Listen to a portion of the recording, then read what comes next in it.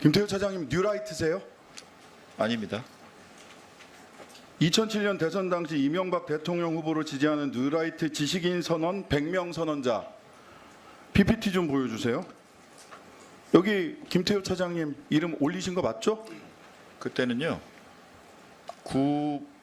올리신 거 맞죠? 네, 이름은 올리라 그랬습니다만은 참석하거나 그 이후에 연결된 적이 없습니다. 뉴라이트 백인 선언 지식인 선언에 올리신 거 맞잖아요. 그죠? 네, 거기에는 같이. 근데 왜 지금은 뉴라이트가 아니세요? 그 이후에 활동한 적이 없기 때문입니다. 뉴라이트라는 게 부끄러우세요 지금? 뉴라이트라고 제가 그때 이름을 쓴 것은 네. 구태의연한 우파 보수를 벗어나서 신선하고 참신한 젊은 우파 보수 지식인이 되자, 그래서 그 말을 듣고 이름을 쓰라 그랬다. 그러면 뉴라이트는 지금 어떤 말로 쓰입니까? 그 이후에는 제가 모르겠습니다. 아 몰라요? 네. 세상에 이 정부는 굉장히 재밌는 게 뉴라이트라고 평가받는 사람들을 다 정부에 갖다 쓰면서 아무도 본인이 뉴라이트라고 얘기하는 사람이 없어요.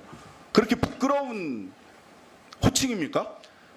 뉴라이트의 개념을 많은 사람들이 정치적으로 재단을 했기 때문이라고 생각합니다. 뉴라이트가 본인이 생각하는 뉴라이트 개념은 뭡니까? 지금도 같습니다. 혁신적인 깨끗한 우파입니다. 아 지금 뉴라이트로 평가받는 윤석열 정부에서 뉴라이트로 평가받는 분들 데려다 쓰는 분들 혁신적인 젊은 우파다 이런 분들 데려다 쓰는 거예요? 제가 인사권자가 아닙니다만 예. 뉴라이트를 생각하고 인사를 하신 적이 없을 것입니다. 세상에 우리는 그러면 뉴라이트는 세상에 없는데 허상을 두고 국민들이 야당들이 뉴라이트 비판을 하고 있는 거라고 그 차장님은 지금 말대로라면 논리적 연관성 속에서는 그렇게 평가하시겠네요? 세상에 뉴라이트가 있습니까 없습니까? 뉴라이트가 많이 악용되었고 정치권에서 변질되었다고 누가 생각합니다. 악용했습니까? 그것은 알아서 판단을 알아서요? 부탁드리겠습니다. 누구요? 국민의힘입니까? 조국혁신당과 민주당입니까? 모두 해당한다고 생각합니다. 아 국민의힘도 뉴라이트를 악용하고 계세요? 국민의힘 의원들이 굉장히 서운하실 것 같은데 자 중요한 것은 일본의 마음이라는 말씀하셨는데 왜 이런 말씀을 하셨을까 너무 궁금해갖고 논문을 찾아봤는데 아까 논문에서 그런 말을 쓴 적 없다라고 하는데 PPT 좀 보여주세요. 자 일본이 한반도 2006년 한일 관계가 민주동맹으로 거듭나기 뭐 이런 논문 쓰셨는데 일본이 한반도 유사 사태에 개입하는 것이 기정사실화되는 것은 평상시 대북 억지력을 증대시키는 효과를 가져올 것이다 라고 해서 유사 사태 개입 주장하셨어요. 이 개입이 뭡니까? 일본의 미국에 대한 후방 지원입니다. 후방 지원이다. 네. 자 자위대가 주권 국가로서 교전권을 사용하지 못하는 사태에 영원히 있어야 한다는 논리는 대단히 편협하다. 이런 얘기도 하셨죠? 논문에서. 일본의 보통 국가화를 두 번째, 기술하고 있습니다. 일본에서도 찬반이 있는 소위 보통 국가화를 지금 주장하고 계시는 거예요. 그죠? 일본의 평화 세력들은 이 보통 국가화를 다 반대하고 있는데 일본의 일부 극우 정치인들 아베, 기시다 등이 얘기하는 보통 국가화, 교전할 수 있는 나라를 김태호 차장님이 2006년부터 주장을 하셨어요. 자, 조선일보 2015년 칼럼 여기에 일본의 마음이 나오더라고요. 일본의 마음을 단순하게 축약하면 약속하고 합의한 내용을 어기는 한국을 못 믿겠다는 것이다.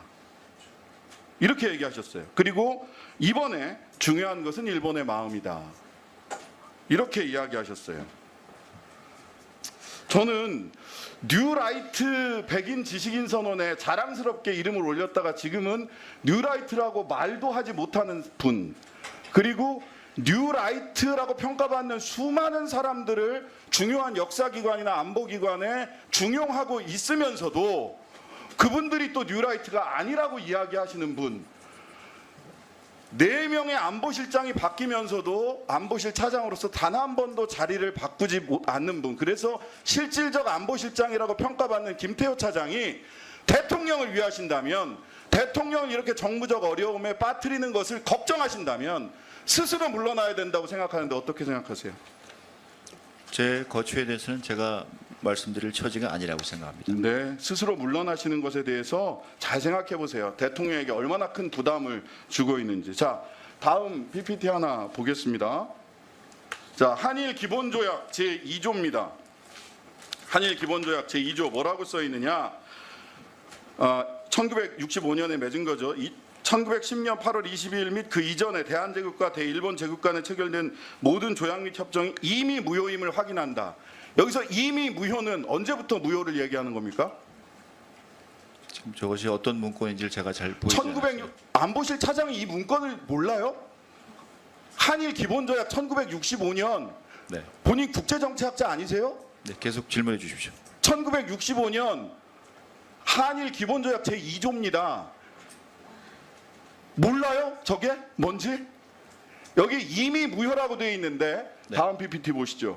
이 이미 무효를 한국 정부는 1900년대나 1910년부터 당초부터 무효라고 해석하고 있고 일본 정부는 1945년 항복 때부터 무효라고 해석하고 있습니다.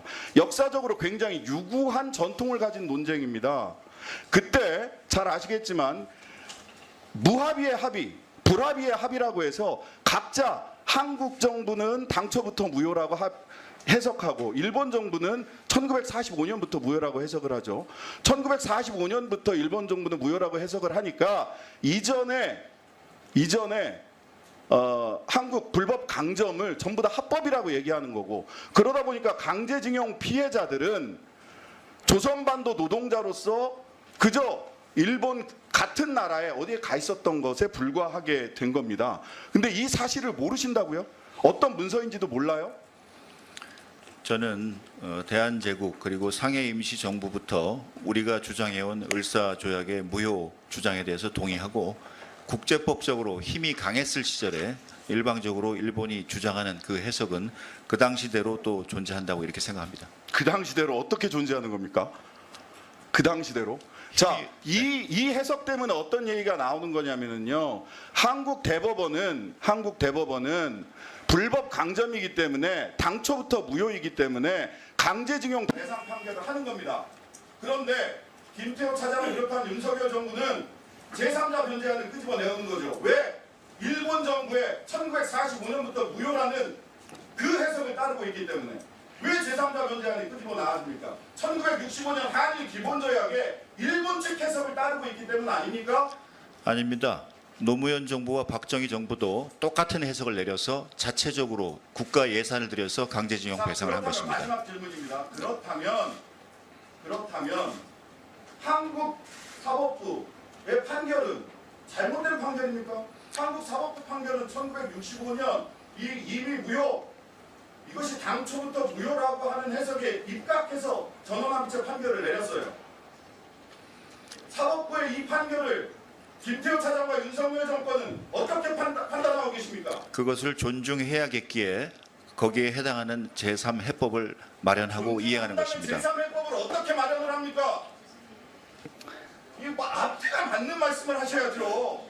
네. 존중하는 사람이 어떻게 제3해법을 제3자 변제안을 마련하십니까? 네, 신장식 의원님, 네, 정리해 주시고 보충 질의 때 추가 질의해 주시기 바랍니다. 존중이란 말을 그렇게 사용하세요?